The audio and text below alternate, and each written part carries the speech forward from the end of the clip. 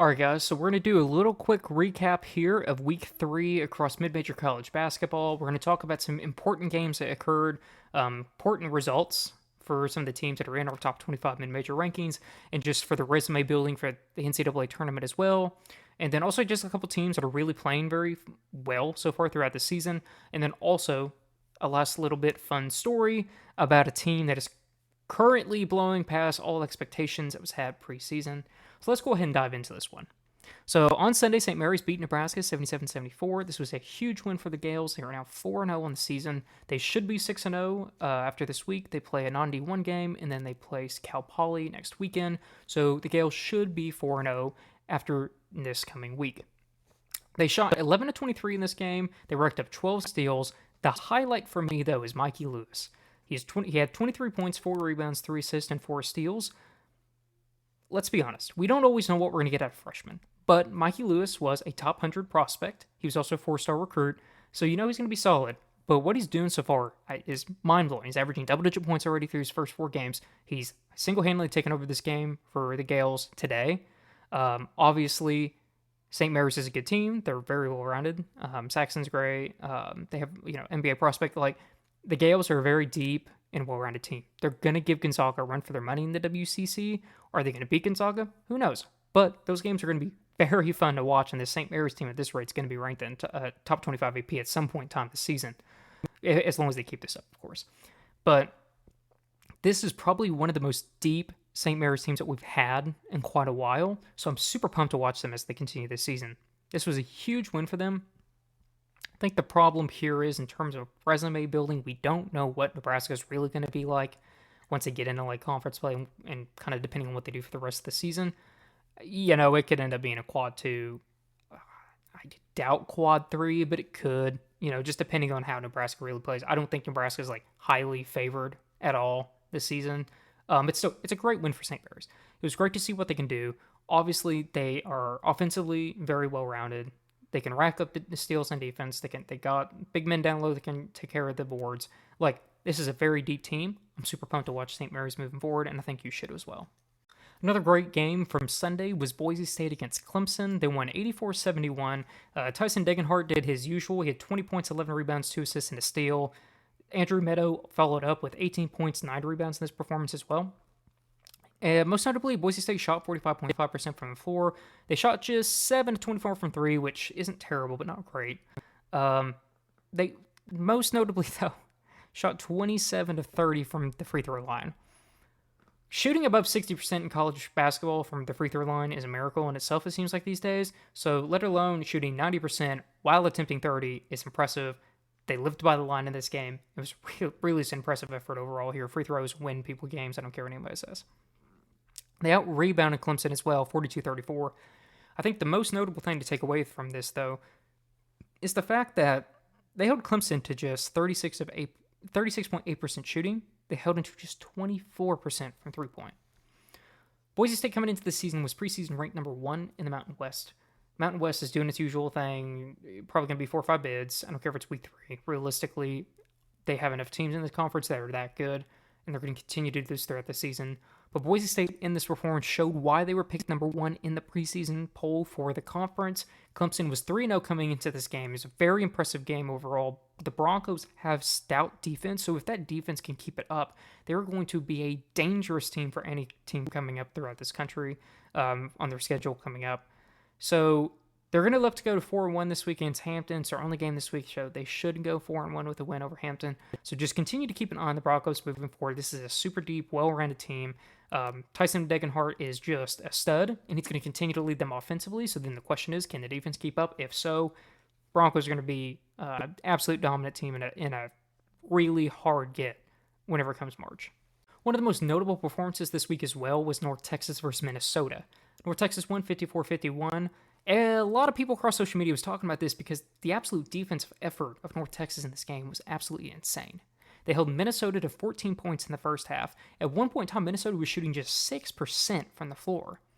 Minnesota obviously made a comeback in the second half, made this more competitive game, but this is now the second time North Texas has done this. So they played Evansville in the first game of the year. They held Evansville to 17 points in the first half.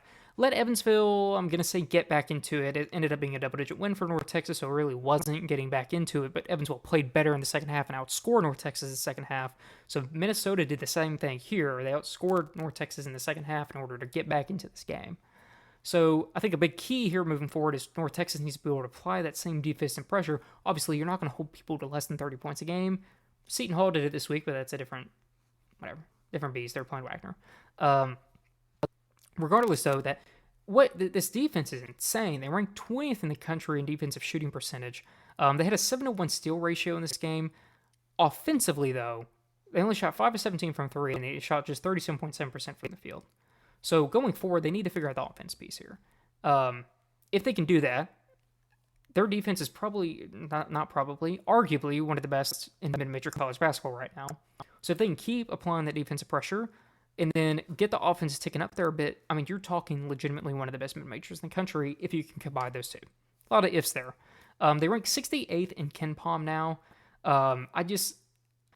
This team has so much potential. This team has so much potential. This win alone shows what they can do.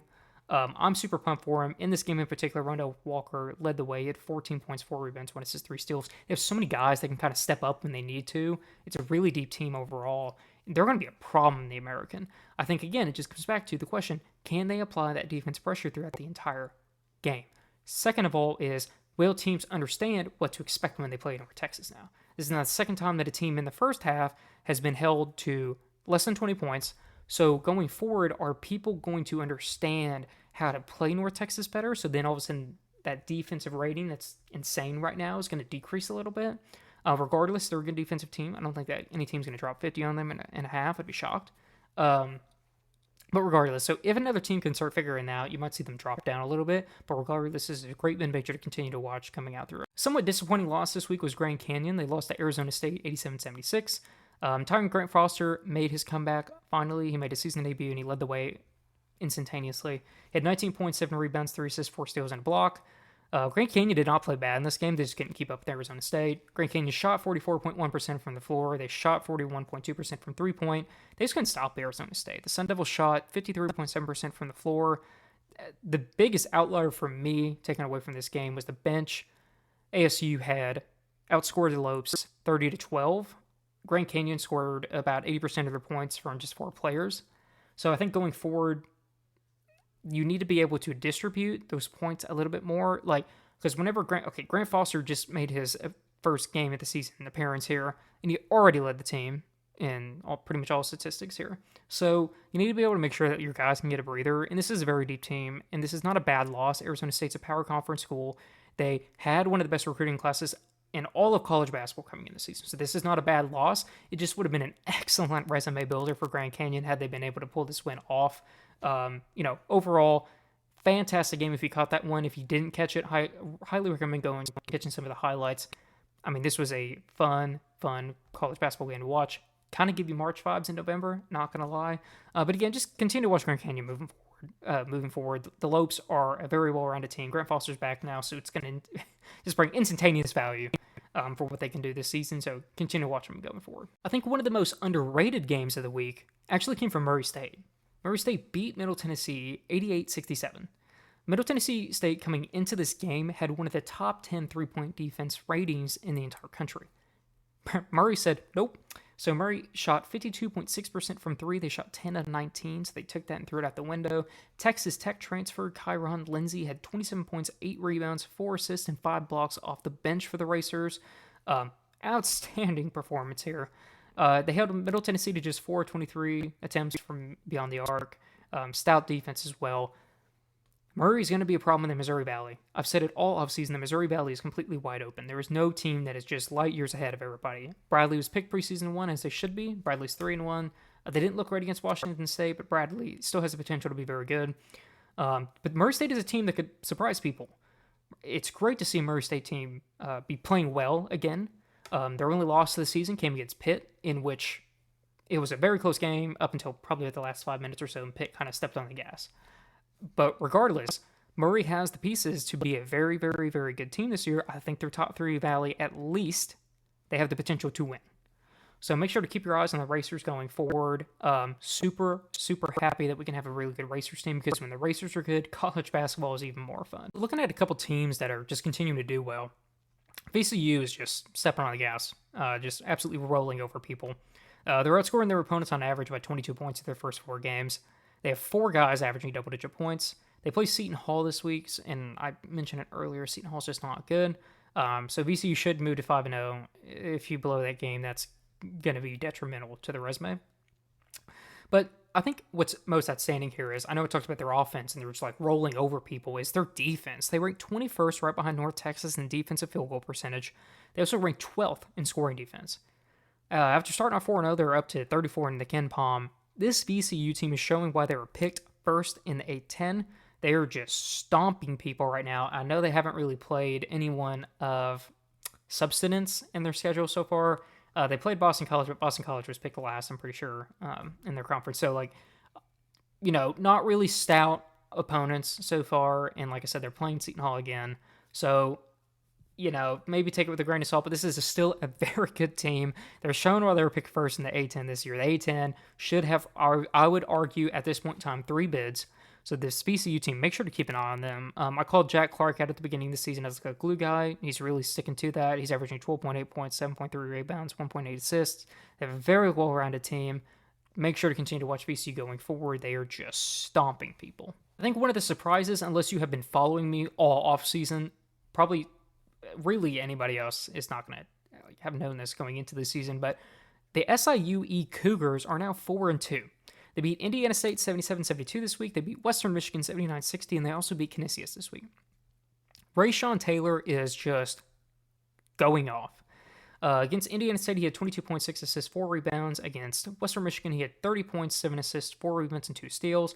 On the season, he's averaging 18.2 points, 4.5 rebounds, 5.3 assists, and 1.8 steals. I love this man because he's like a homegrown talent. He's from Illinois. He stayed there his entire career. He is an SIUE, has had a really rough go at it since they moved to D1 the last 20 years. This is finally, in my opinion, the year that they can make the NCAA tournament. They're going to finish with a 500 record, over 500 record, easily. The Ohio Valley has really stepped up this season. I don't think people know it yet. It's going to be a very fun conference to watch. But SIUE, they are just offensively going off. They had a 16-2 assist ratio against Western Michigan. They had a 20-8 assist ratio against Canisius. They're out rebounding teams left and right. They shot 50% against Canisius, 50% against Indiana State, and 49.2% against Western Michigan. Another guy going off for them is Brian Taylor. He's averaging 12 points, 3.7 assists, 3.7 rebounds, 2.2 assists, and 1 steal. They take on Green Bay and St. Ambrose this week, so you should beat St. Ambrose. And Green Bay's kind of produced mixed results so far. They could. That's going to be a good game to watch. Like if you want to pencil in a game this coming week to watch, highly recommend SIUE and Green Bay. Green Bay has some solid players in their team as well, and SIUE is looking to keep it going. So if they can beat both those games, they're 6-2, and I'm telling you, I've bet on these guys 3 times. I've won all 3 times. This is a team to watch. They can win they can win the Ohio Valley. I am so pumped for them because their fans deserve this. So 10 out of 10 recommend keeping tabs on SIUE. Rounding this week out with a little bit of a fun story about Columbia. If you've been following me, you know Columbia is just absolutely exceeding expectations this year. The Lions are 5-0, including their 98-80 win over Villanova. I had them absolutely nowhere near my radar coming into this season, but they are just mind-blowing, shocking people going on right now. They beat Lehigh 76-75. They out-rebounded them 40-27. They racked up 6 steals in that game. They beat Mercyhurst 77-63. They out-rebounded them 37-23 and 21-16 on assists. And they shot 53.6% overall in that game. The name to know is Geronimo Rubio de la Rosa. He is dominating. He's averaging 22 points, 5 rebounds, 2.8 assists, and 2.2 steals per game so far. He's shooting 50% from the floor and an insane 48.7% from three-point. If you're subscribed to our Substack, you just got an article not too long ago about 5 guys to know. He was one of them. He is just going off this season and single-handedly making the Lions this team to watch, this kind of Cinderella story in the development Kenny Nolan's also averaging 13.2 points, 4.4 rebounds, 3.2 assists, and 1.4 steals. He's shooting 44.6% from the floor, 32% from three. Avery Brown is averaging 10.4 points, 2.2 rebounds, 2.6 assists. He's shooting 43.2% from the floor. These are three guys really making this thing work. The Lions are 5-0. They play Stony Brook and Long Island this week, so they have a great chance at being 7-0 following this week. I'm telling you right now, looking at their non-conference schedule, I don't want to jinx them, but they could go undefeated or only have one loss going into conference play. The Ivy League's fun this year. Yale's pretty solid. Princeton's obviously very good. And then Columbia's coming out of nowhere to really do this. It's phenomenal. Like, they have like Cinderella story in the making to them. I'm not saying that Ivy's going to be a two-bid league. It probably won't be. But if they make the NCAA tournament, that is a team to bet on because they have the potential to they just have all of it. They just have this makeshift, just story-esque feel to them.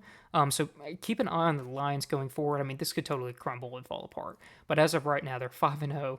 Should be 7-0 following, by the time we're having this conversation next week. Keep tabs on them. This story's fun. All right, guys, thank you all for tuning in this week. If you have not, go to our Substack. The link is down below in the description, and subscribe to our email list there. You get weekly content from us. We do top 25 mid-major rankings. You get discount codes to some affiliates that we work with. And then you also are going to get all kinds of content about players you need to be watching, about teams you need to be watching, and so much more about mid-major college basketball. So if you're a mid-major college basketball junkie, you're not going to want to miss out on this.